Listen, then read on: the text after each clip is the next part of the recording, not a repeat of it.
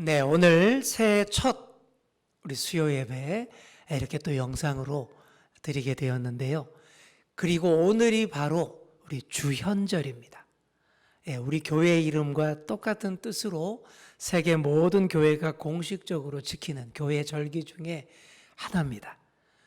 사진 보시면 이 러시아 정교회 같은 데서는요, 이 추운데 저런 행사를 합니다. 얼음물에 뛰어들어가서 이렇게 세례받고 그러는 거예요. 왜냐하면 주현절이 예수님이 세례 요한에게 세례 받으시고 공식 사역을 시작하신 때, 그러니까 예수님이 공식적으로 공생의 사역을 시작하는 나타나신 날, 그걸 뜻하는 절기가 주현절이기 때문입니다. 말 그대로 주님이 나타나신 날 공식적으로 사역을 시작하신 그것을 기념하는 절기인데, 더구나 이 주현절은 항상 1월 5일 혹은 1월 6일 이렇게 되는데요. 새해의 시작과 함께 맞물려 있어서 뜻 깊은 그런 날입니다. 아무쪼록 올해도 여러분들 모두 주님과 함께 힘차게 시작하시고, 또 다른 것 어떤 것보다 우리 주님만이 여러분의 삶과 인격과 모든 가운데에서 나타나시게 되는, 그렇게 빛나시는 그런 새해가 되시기를 간절히 축원합니다. 네, 지난 시간에 우리가 우리에게 잘못한 사람을 용서하여 준 것 같이 우리 죄를 용서해 주소서라는 부분 우리가 함께 공부했습니다. 자, 오늘도 지난 시간에 이어서 이 죄 용서에 대한 이 주기도문 중에 이 부분 계속해서 살펴보도록 하겠습니다. 자, 그 전에 지난 시간에 했던 내용 우리 복습해 보도록 하겠습니다. 자, 원문으로 보시면 이렇게 되어 있습니다. 원문의 주요 단어가 채무 관련 용어에서 시작됐습니다. 오페일레마라는 게 죄인데 원래 빚이라는 의미, 빚진다는 의미가 있어요. 그래서 빚을 탕감한다라는 개념이 1차적으로 있습니다. 그래서 원문에 충실하게 번역하면 용서하소서 우리의 빚을, 우리가 우리에게 빚진 사람들을 용서하듯이, 이게 아주 직역한 문장이 되겠습니다. 자, 그래서 지난 시간에 빚에 대한 이야기를 하면서 우리 현대인들이 너무 많은 빚을 지고 산다라는 말씀 드렸습니다. 집도 빚내서 사고, 차도 빚내서, 그죠? 자녀 교육도 빚내서 시키고, 교회도 빚내서 짓고, 그런 경우들이 많습니다. 자꾸 그렇다 보니까 현대인들이 이 채무에 대해서 너무 자연스럽고 가볍게 생각하는 그런 경향이 많아졌어요. 근데 그러다가 큰일 나는 수가 있습니다.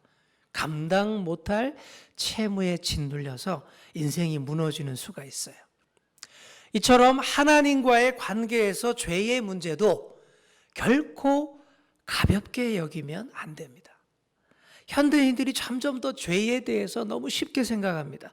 과거에 죄라고 불렸던 것들을 요즘 사람들은 선택이라고 부르고, 과거에 죄라고 부르면서 부끄러워했던 일들을 요즘은 기혼이, 취미니 그러면서 대수롭지 않게 막 그렇게 얘기들을 합니다.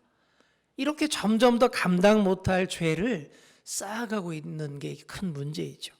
그런데 아무리 다르게 불러도 죄는 죄입니다.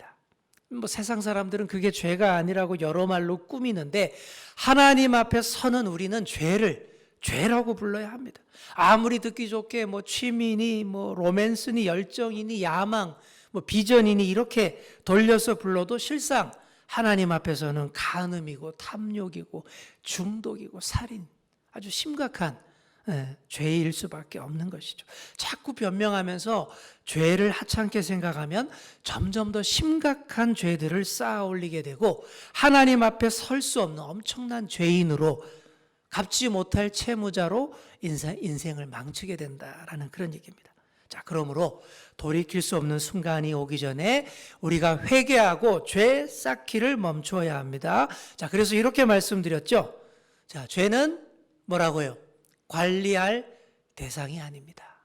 반드시 완전히 버려야 할 대상입니다. 여러분, 이 마음으로 주기도문을 암송하시며 또 죄에 대해서 깊이 생각하시고 감당 못할 빚진 자의 심정으로 우리 죄를 사하여 주옵소서라고 맡겨드리는 그런 여러분 되시기 바랍니다. 자, 다음으로 우리 복수형, 우리를 사용한다라고 강조했죠. 나의 죄를 용서해달라가 아니라 우리 모두의 죄를 용서해달라라고 기도하는 것이죠. 이것은 첫째로 인류가 공동으로 짓고 있는 죄에 대한 용서를 구한다라는 의미라고 했습니다. 하나님이 지으시고 우리에게 관리하도록 맡기신 창조세계, 피조세계를 우리가 욕심 때문에 무분별하게 파괴하고 있는 것, 이런 모든 것이 우리가 함께 살펴봐야 할 문제입니다. 복수형으로 우리의 죄라고 하는 둘째 이유는 다른 사람이 짓는 죄에 대해서 나도 책임이 있다라는 뜻입니다. 정말 그렇습니다. 모든 사람이 어떻게든 서로의 삶에 관계되어 있고 참여하고 있습니다. 그래서 딱 보면 한 사람만의 문제가 아니에요. 그 사람이 자라난 가정의 문제이고 그 사람이 교육받은 교육기관, 몸담고 있는 사회에서 그 비롯된 모든 문제들입니다. 또한 인류 전체의 문제라고 할 수 있다라고 말씀드렸죠. 우리는 다른 사람의 죄를 보고 너무 빨리 쉽게 정죄를 해버립니다. 아유, 저 나쁜 놈 하면서 서둘러서 나랑은 아무 관계없는 것처럼 선을 딱 그어버립니다. 근데 이렇게 해서는 우리의 모든 죄를 해결할 길이 없는 거예요. 이건 우리 죄가 아닌 거죠. 그냥 네 죄고 내 죄는 아니다. 이런 개념으로는 안 된다는 것입니다. 우리 모두는 예수 그리스도께서 대신 속죄해 주셨기에 용서를 입고 하나님을 아빠라고 부를 수 있게 된 존재입니다. 그게 바로 우리입니다. 주기도문에서 계속 강조하는 우리의 개념이 그런 거예요. 그렇다면 다른 사람의 죄를 볼 때에 거기서 나의 목, 나의 책임을 볼 수 있어야 합니다. 바로 이런 시선을 가지고 주님, 우리의 죄를 용서해 주옵소서 이렇게 기도해야 하고요. 또 내 탓이요 하는 이런 문제의식을 가질 수 있어야 합니다. 그렇게 할 때 우리의 죄의 문제를 주님 앞에 기도하며 진지하게 용서를 이야기할 수 있는 것입니다. 자, 여기까지가 지난 시간에 우리 공부했던 내용이에요. 이제 오늘 계속해서 진도를 나가보도록 하겠습니다. 자, 위대하고 탁월한 고대 신학자, 로마 제국 시대의 신학자가 아우구스티누스입니다. 이분 영어식 이름이 어거스틴이에요. 탁월한 신학자인데 이분이 오늘 우리가 다루는 이 구절을 가리켜서 끔찍한 기도다라고 얘기를 했어요. 왜 그럴까요? 그 이유는 우리 죄를 용서해 주소서 여기서 끝나지 않고 우리도 우리에게 죄 지은 사람을 용서했습니다 라는 말을 덧붙였기 때문에 심히 어렵고 힘들고 끔찍한 기도다라고 말했던 것입니다. 헬라어 원문에서 보시면 우리도 우리에게 죄 지은 사람을 용서했습니다. 이게 뒷부분에 덧붙여진 문장이에요.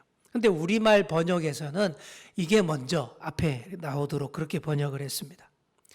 자, 그냥 우리의 죄를 용서해 주소서 라는 말로 끝났다면 나 개인의 죄와 우리 모두의 죄에 대해서 용서받는 것으로 그냥 행복해하고 만족할 수 있습니다. 그렇게 회개하고 용서를 받는 것도 사실 정말 쉬운 일이 아니죠. 그런데 하나님에게서 받은 용서를 우리도 다른 사람에게 행해야 한다라는 아주 무겁고 어려운 큰 부담이 덧붙여졌다라는 그런 얘기입니다. 또한 우리말 주기도문 번역은 또 이 부분에서 오해의 소지가 있습니다.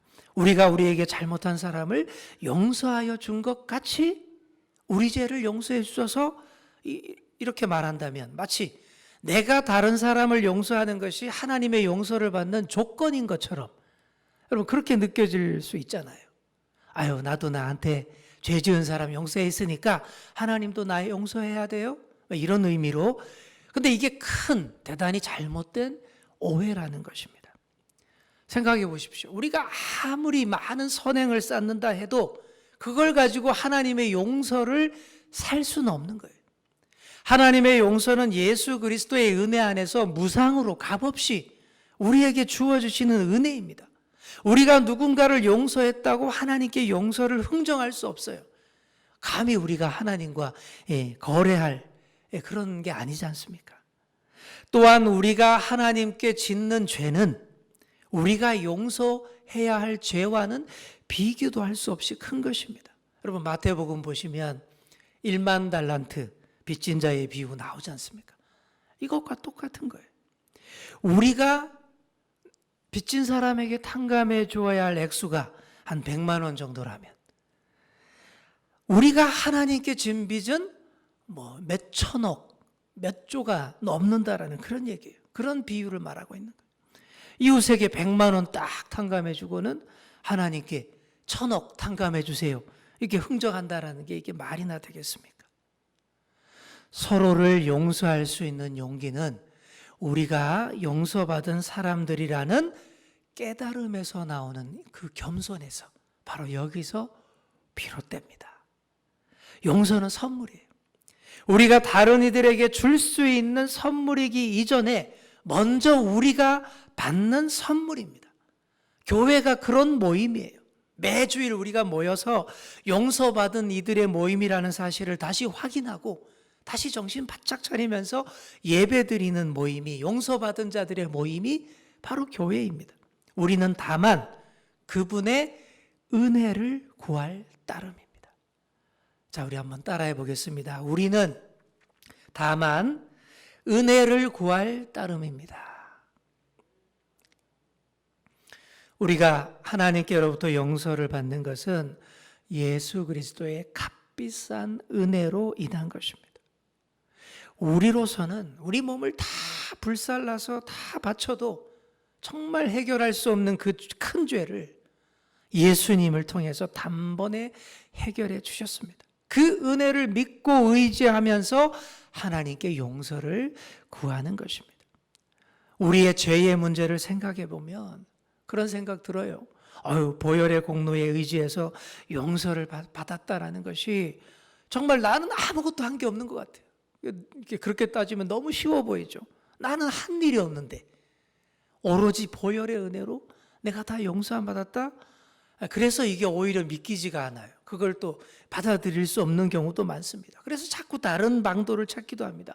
뭐든지 무지 힘든 일들을 자꾸 해야 될 것 같고 막 어렵게 힘겹게 가야 뭔가 될 것처럼 느낍니다. 그래서 바리새인들처럼 율법에 자신을 막 얽어매기도 하고 또 중세에 많은 사람들이 채찍질로 자기 몸을 치면서 또 계단을 무릎으로 기기도 하면서 막 그러는 거예요. 그런데 그런 게 아닙니다. 진실로 죄를 깨닫는 사람은 내 자신의 어떤 수단이나 노력으로도 죄의 문제를 해결할 수 없다는 사실을 압니다. 그래서 내가 할 수 없으니까 그냥 십자가 앞에서 무너져 내리는 거예요. 십자가 앞에 무너져서 좀 염치 없어 보이지만 값없이 주시는 예수 그리스도의 은총을 구하는 거예요. 그게 바른 자세입니다. 여러분 그렇게 할 때에 그분의 값비싼 사랑을 다 깨닫고 발견하게 되는 것입니다. 그리고 그 사랑에 압도되는 것입니다. 하나님의 사랑에 압도된 사람은 그 은혜를 헛되게 하지 말아야 하겠다라는 다짐을 합니다. 근데 이게 억지로가 아니라 저절로 우러나와요. 하나님께 용서를 받았으니 그 은혜로서 다른 사람을 용서할 수 있습니다. 그래서 주기도문의 이 기도 문구는 우리 또한 우리에게 죄 지은 사람들에게 용서했습니다 라는 그런 뜻입니다. 또 이런 거죠. 제가 늘 잊지 않고 있습니다.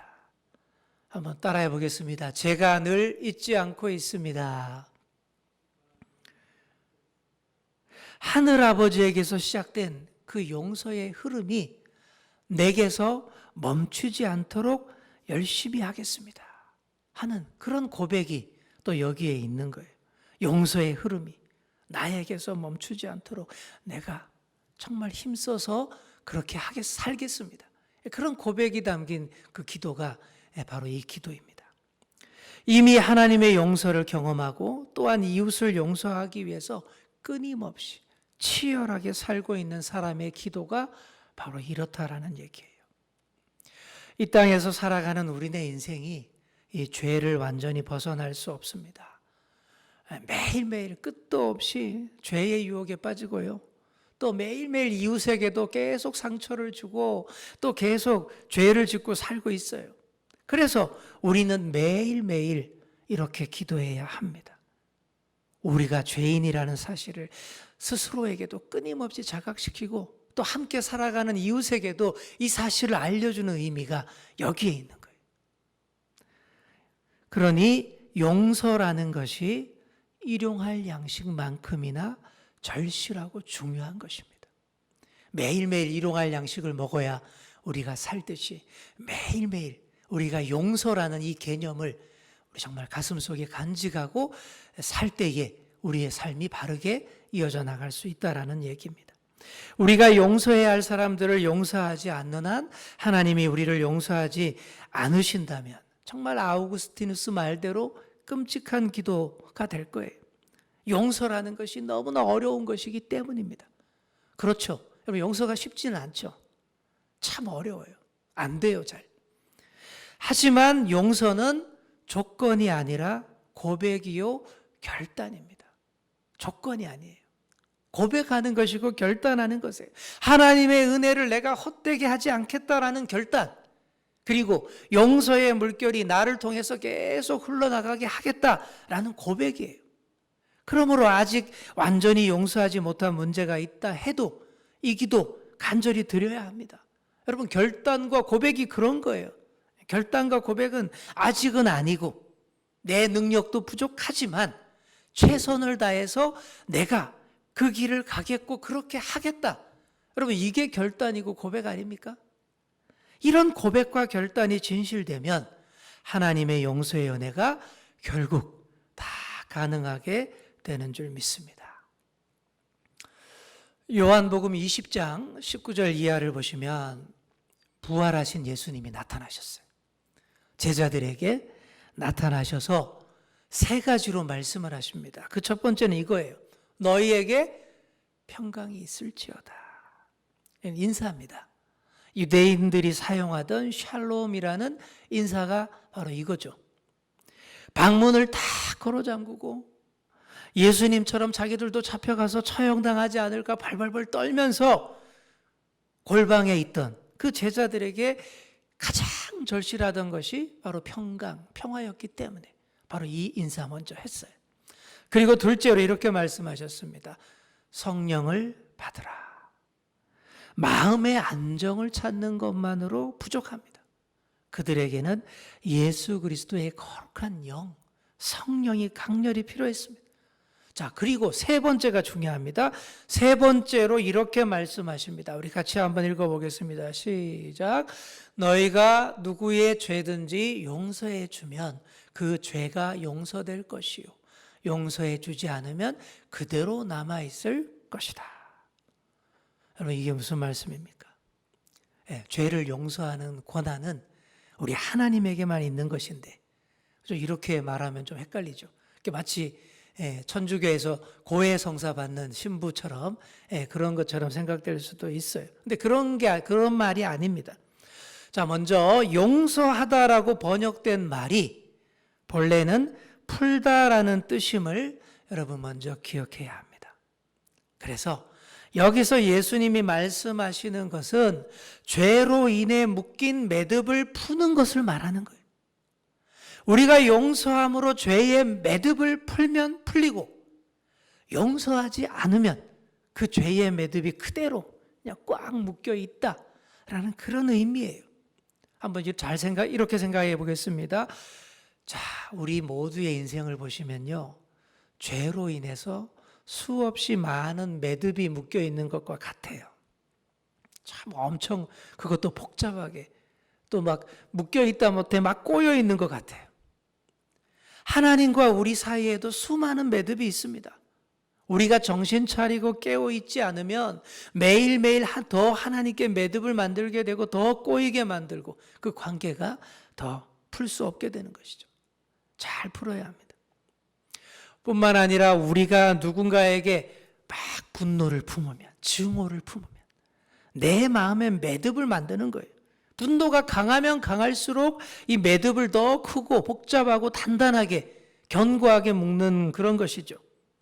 분노와 화를 어떤 방식으로든 상대방에게 표출하면 어떻게 됩니까? 그 사람과의 그 매듭이 더 단단히 묶여지고 완전 엉켜버립니다. 잘 풀어야 합니다. 그런데 참 힘들죠. 어떤 매듭은 그래도 쉽게 풀리지만 어떤 매듭은 진짜 가위로 이렇게 잘라내지 않는 이상 풀 수 없을 정도로 그렇게 엉켜 있습니다.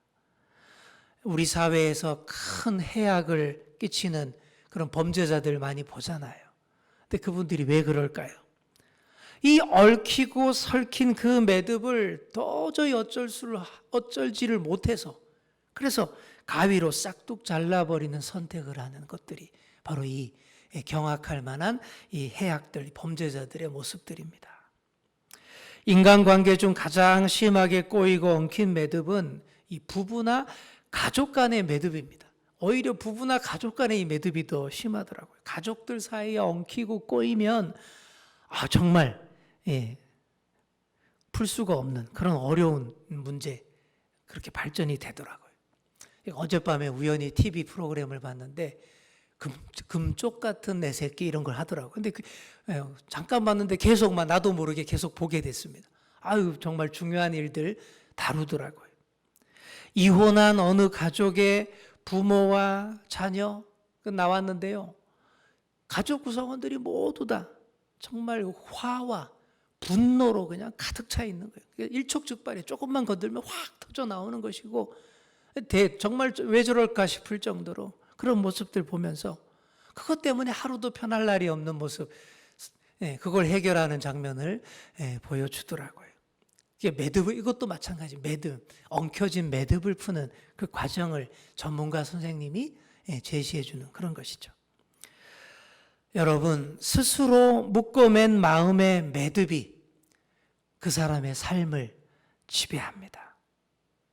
그렇기 때문에 용서가 필요한 거예요. 용서가 사실 나 자신을 위한 겁니다. 상대를 위한 것이라기보다 먼저 나 자신을 위한 좋은 길이 용서예요. 용서하지 않으면 분노와 가득한 화가 그 사람의 삶을 지배하고 결국 대파국으로 몰아가기 때문입니다. 매듭을 해결하지 못해서 그런 거예요. 우리가 인생에서 겪는 모든 문제들은 결국 이 매듭에서 오는 것입니다. 그러니 어떻게 해야 되겠습니까? 매일 하나님께 용서를 구함으로써 이 매듭을 풀어내도록 우리가 더 기도하고 힘써야 되는 거예요. 그 기도가 바로 오늘 공부하는 이 주기도문의 이 기도 문구입니다. 이 매듭을 풀도록 힘써야 돼요. 동시에 다른 사람과의 매듭을 우리가 용서함으로써 힘써 풀어야 합니다. 최선을 다해야 합니다. 그래야 진짜 주기도문을 암송하는 사람이라고 할 수 있는 것입니다. 자, 이제 말씀을 정리해 보겠습니다. 자, 우리가 2주간에 걸쳐서 우리의 죄를 용서하소서, 이 문제를 묵상했습니다. 아시시의 성 프란치스코라는 사람이 있어요. 여러분 아실 거예요. 주여 나를 평화의 도구로 써주소서. 정말 유명하고 오래오래 회자되고 찬양으로도 불려지는 그런 아주 명기도를 우리에게 남겨주신 분입니다. 주여 나를 평화의 도구로 써주소서.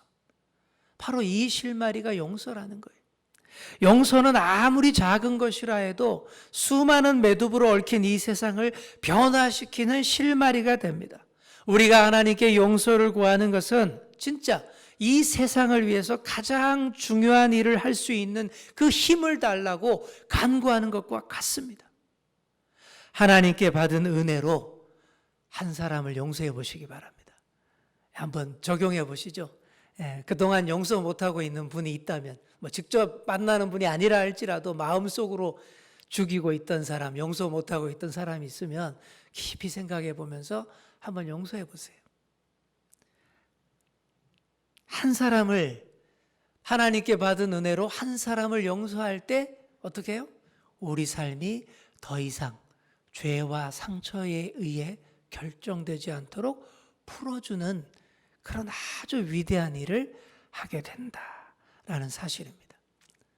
그래서 저는 가끔씩 그럽니다. 과거에 마음속으로 용서 못하고 죽여놓았던 사람 다시 한번 떠올려보고, 나랑 아무 관계 없지만 다시 한번 묵상해보고, 용서할 수 있을까 고민해보고, 또 웬만하면 용서합니다. 그러면 정말 마음이 아주 편안해지고 참 평화가 넘쳐나는 것을 느낍니다. 여러분도 한번 이번 주간에 직접 만나서 못하더라도 마음속으로 먼저 한번 용서를 한번 시도해 보시기 바랍니다. 이렇게 하는 것이 이 세상을 지배하고 있는 거대한 악의 요새에 작은 구멍을 내는 것과 같은 거예요. 용서받고 용서하는 것이 진짜로 중요한 일입니다. 그래서 예수님은 우리가 우리에게 죄 지은 자를 사하여 준 것처럼 우리의 죄를 사하여 주옵소서, 이렇게 꼭 기도하라고 주기도문에 딱 이렇게 넣어 놓으신 것입니다.